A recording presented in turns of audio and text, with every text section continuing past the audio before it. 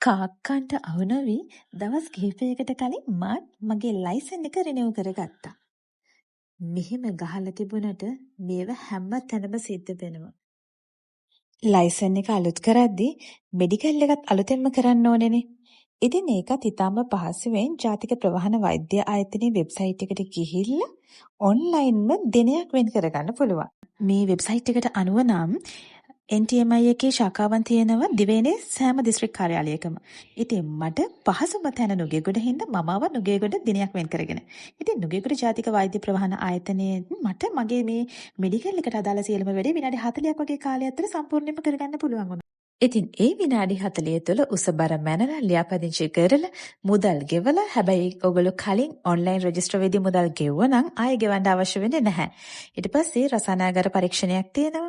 ඒකත් කරලා අන්තිමේදී තමයි වෛද්‍යවරයාගේ පරීක්ෂණයට ලක් කරන්නේ.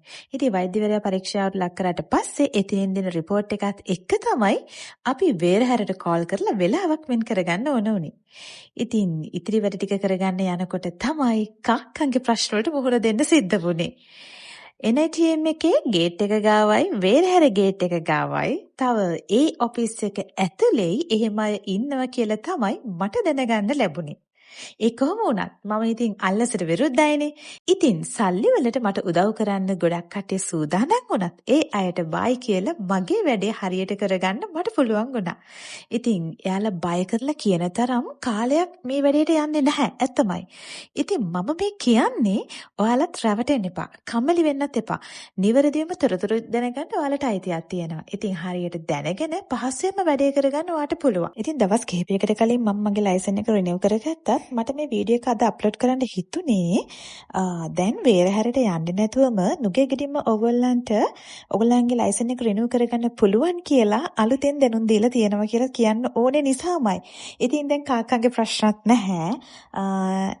NTMI එකේ ගොඩක් හොඳ ස්ටාෆ් එකක් තියෙනවා. ඒගොල්ලෝ හරිම කාර්යක්ෂමයි. ඔයගොල්ලන්ගේ වැඩේ ලස්සනට කරලා දෙයි. මේක මුදල් ගෙවලා කරන එකක් නෙවෙයි. ඇත්තටම හොඳ දේ අගය කරන්න ඕනේ නිසායි මම මේ කරන්නේ.